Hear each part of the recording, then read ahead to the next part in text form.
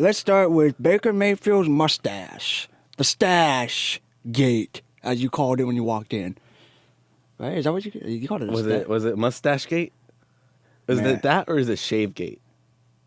Well, if you think about it, before he came into that game, he had like a full-on he had stat. he had a full-on beard. Yeah. Like he hadn't shaved and looked like a couple weeks. And then he went outside to speak with the media. This dude had a stash that he looked like he was competing with Gardner Minshew for who has the best stash in the lead. Well, during the game, his stash went all the way down to his beard, so it was like the longest shaved-in stash I had ever seen. It looked really weird. It looked like there were two really fuzzy brown caterpillars that were traveling from his nostrils down to the sides of his mouth. Do you think he did that for a Halloween costume that he had going on Sunday? Well, no. His Halloween costume was for the post-game conference. Did you see what he did after? He then shaved the mustache completely into a regular stash and then was wearing, a trench coat?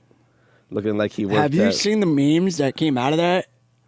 Some of them are pretty good. Some of them are hilarious. People are wild with it.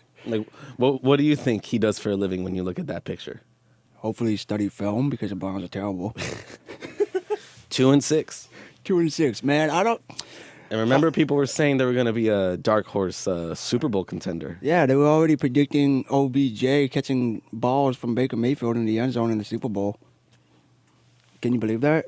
I certainly... Baker Mayfield just has to be better. He has the lowest passer rating in the NFL when not under pressure this season.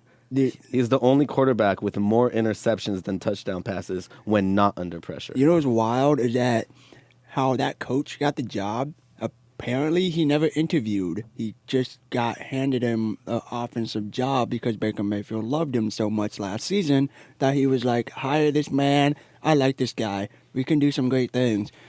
So, a couple months later, they're 2-6. I don't know if Baker still loves this guy. I don't think Odell does at all. Odell's pissed. You know how Odell used to trash the New York media and trash the Giants organization, which led to his departure.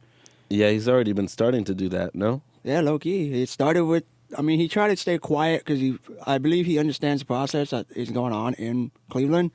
But, man, when you have one touchdown the entire season, come on, Odell. Say something, man. Your words actually mean a lot to the Cleveland Browns fans because what you're saying is what they feel. Cleveland's pissed. They have to be pissed. I think Nick Chubb is their best player. I don't understand why they don't give him the ball more. The Browns just, as a whole, are a mess. It's sad to watch. But then again, it's the Browns. It's the Browns. It's always been this way with them. You can't expect the Browns to be the best team in the NFL in one season, no. It does not happen like that. Do you think it happened like that for the Giants? Do you think it happened like that for the Cowboys? No. Exactly. How do you expect to be the worst NFL team in decades and out of nowhere just magically reappear as the twin of the New England Patriots?